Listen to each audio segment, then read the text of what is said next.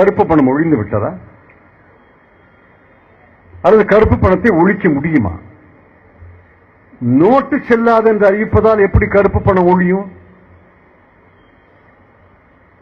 சேகர் ரெட்டி வீட்டிலிருந்து 180 கோடி ரூபாய் வெள்ளப்பணமா கருப்பு பணமா? டெல்லியில ரோஹித் டாண்டன் வக்கீல் 130 கோடி ரூபாய் கருப்பு பணமா வெள்ளப்பணமா? விமான நிலையத்தில் இன்னைக்கு 54 லட்சம் ரூபாய் கருப்பு பணமா வெள்ளப்பணமா?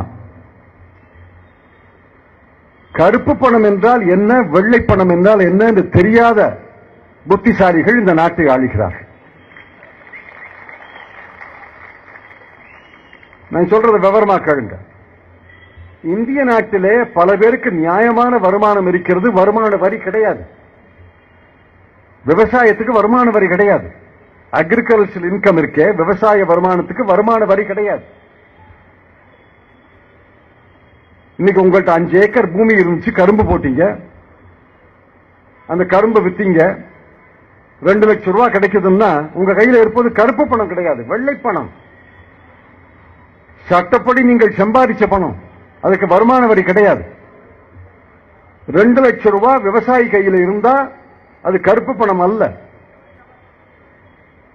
2 லட்சம் ரூபாய் கோயில் உண்டியல் இருந்து கோயில் நிர்வாகம் எடுத்தால் அது கருப்பு பணம் அல்ல.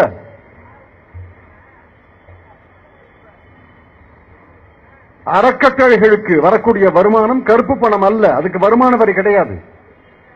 வட மாநிலங்கள் மணிப்பூர், நாகாலாந்து, அதுல எந்த வருமானத்துக்கும் வருமான வரி கிடையாது. அதெல்லாம் நியாயமான வருமானம்.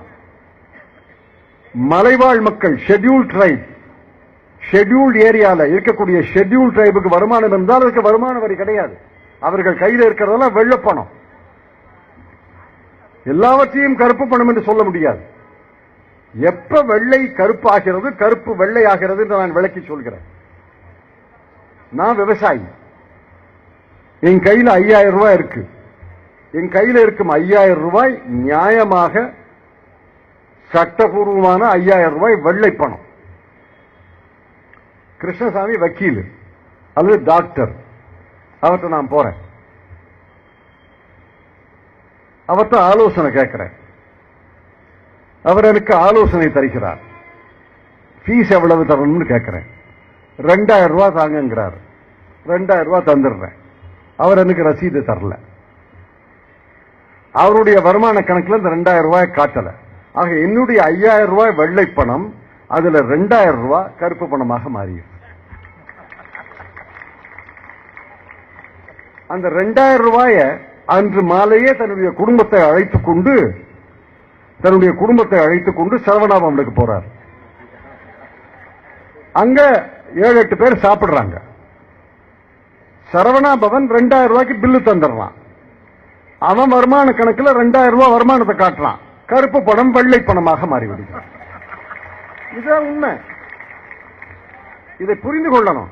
இதுதான் அடிப்படை பொருளாதாரம்.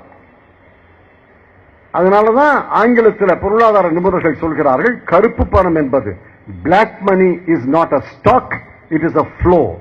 படிச்சிருப்பீங்க. அதை நான் தமிழ்ல எளிமையா விளக்கி சொல்றேன். Black money is not a stock, it is a flow. கருப்பு பணம் என்பது சேர்த்து வைப்பதல்ல, குவித்து வைப்பதல்ல. புழக்கத்துல தான் வெள்ளை கருப்பாகிறது, கருப்பு வெள்ளையாகிறது, வெள்ளை கருப்பாகிறது, கருப்பு வெள்ளையாகிறது. நான் சொன்னது மிக எளிமையான உதாரணம். 3 முறை கை மாறுவதை சொல்கிறேன். ஆனால் ஒரு நாளைக்கு ஒரு நோட் என்பது 10 முறை 12 முறை கை மாறுகிறது. அதான் வெலாசிட்டி ஆஃப் சர்க்குலேஷன். பல முறை நோட்டு கை மாறுகிறது. அந்த நோட்டு கை மாறும் பொழுது யார் கையில இருக்கோ அதை பொறுத்து தான் வெள்ளை கருப்பு. சேகர் ரெட்டி கையில இருந்தா கருப்பு, சரவணாபவன் கையில போனா வெள்ளை ஆயிடும். நான் சொல்றது புரியுதில்ல? இது கூட புரியாம, இந்த அடிப்படை பொருளாதாரம் புரியாமல் ஒரு அரசு எல்லா பணமும் கருப்பு பணம், உங்க பாக்கெட்ல இருக்கிறது கருப்பு பணம், உங்க வீட்டில் இருப்பது கருப்பு பணம். அடிப்படை பொருளாதார அறிவு வேணும். அந்த அடிப்படை பொருளாதார அறிவு இல்லாமல் எல்லா பணமும் கருப்பு பணம். ஆக 86% நோட்டை செல்லாது என்று அறிவிக்கிறேன் என்று சொன்னார்.